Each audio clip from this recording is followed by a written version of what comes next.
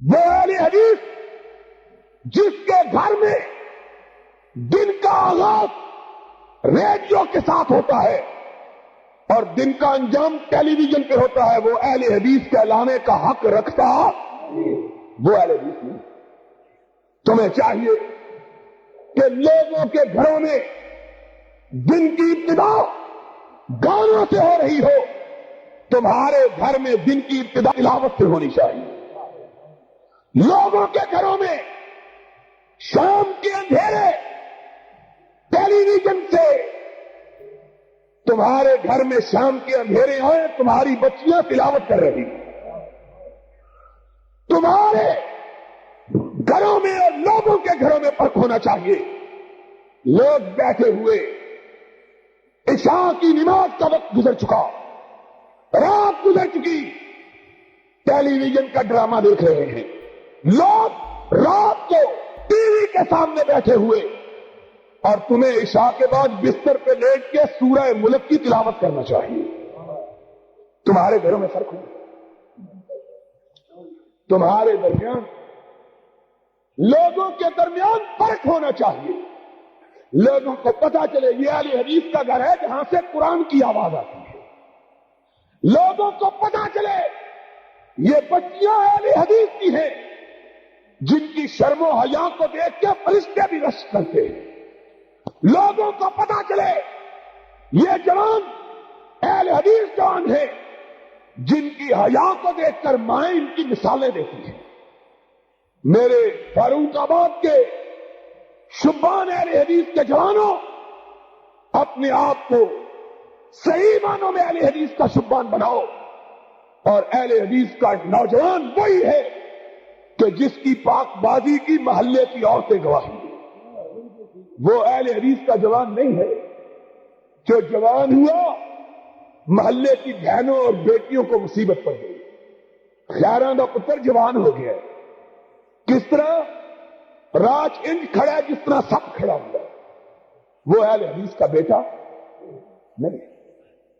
اپنی نگاہوں کو آوارگی سے بچاؤ، اپنی زبانوں کو غیبت سے بچاؤ، اپنے کانوں کو جھوٹ کے سننے سے بچاؤ، اپنے دماغوں کو برے خیالات کی آوازگاہ بننے سے بچاؤ، اپنے آپ کو اللہ کے رسول کے تابع بناؤ۔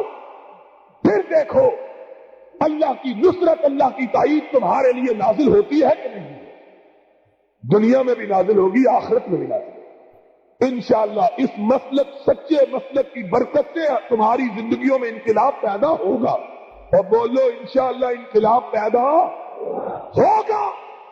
ہماری زندگیوں میں بھی انقلاب ہوگا، ہماری اولادوں کی زندگیوں میں بھی انقلاب پیدا ہوگا، اور پھر یہ انقلاب شدہ اولادیں انشاءاللہ پاکستان میں انقلاب پیدا کرے گی کتاب و سنت کا، اور اس ملک میں کتاب و سنت کا پرچم لہرائے گا۔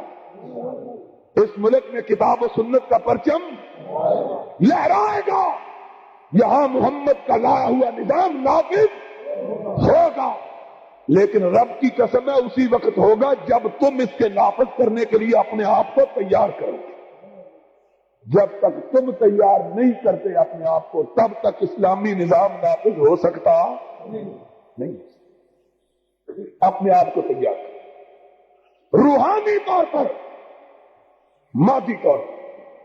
مادی طور پر تیاری، ایک دوسرے کے ساتھ بھائی چارہ، ایک دوسرے سے مواخات، ایک دوسرے کی محبت۔ یہ نہیں اہل حدیث اس کو کہتے ہیں جو سر پہ لاٹھی رکھ کے آتا ہے، گھر سے بیوی سے مار کھا کے آتا ہے، سارا روز مولوی پہ جماتا ہے، کہتا ہے بتی خراب ہو گئی ہے، بتی خراب ہو گئی ہے، مولوی بابدہ کا افسر ہے، مولوی کیا کرے؟ پانی نہیں ہے، اور مولوی جی پانی کیوں نہیں؟ پانی یہ مولوی کیا کرے؟ یاد رکھو، اپنے علماء کی گستاخی کرنے والا اپنے آپ کو اہل حدیث کہلانے کا حق رکھتا نہیں رکھتا، اور علماء کو بھی اپنے آپ کو نبی کے سانچے میں ڈالنا چاہیے۔ لوگوں کی جیبوں پہ نظر نہیں ہونی چاہیے، لوگوں کے سینوں پہ نظر ہونی چاہیے۔ وہ مولوی نہیں، جو لوگوں کی جیبوں پہ نظر رکھتا ہے، جیب پر نظر رکھتے ہیں گرا کٹ، جیب کاٹنے والے اور نگاہوں میں بسانے والے، وہ جو جیبوں پر نظر رکھتے ہیں وہی رکھتے ہیں جو مال کے طلبگار ہیں، اور جو اللہ رسول کی رضا کے طلبگار، جنت کے طلبگار ہوتے ہیں، وہ لوگوں کی جیبوں پہ نگاہ نہیں رکھتے، لوگوں کے دلوں پہ نگاہ رکھتے ہیں کہ اذا صلحت صلح الجسد کلو، اذا فسدت فسد الجسد کلو، اگر دل درست ہو گیا ساری کائنات درست ہو گئی، اگر دل خراب ہو گیا ساری کائنات۔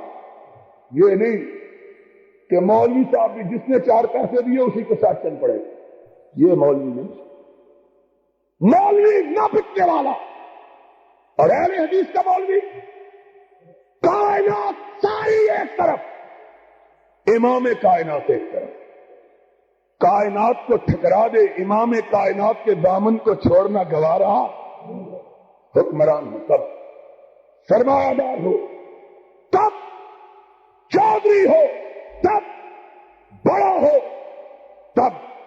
اس نے لوگوں کی پیشانیاں دیکھ کے مسئلہ نہیں بتلانا، اس نے مسئلہ بتلانا ہے تو رب کا قرآن دیکھ کے بتلانا ہے، محمد کا فرمان دیکھ کے بتلانا ہے صلی اللہ نہ بکنے والا، کسے کہ کشتہ نہ سن السبیل ایمانے، جو گردن کے کٹانے کا حوصلہ نہیں رکھتا وہ اپنے آپ کو اہل حدیث نہ کہلوائے۔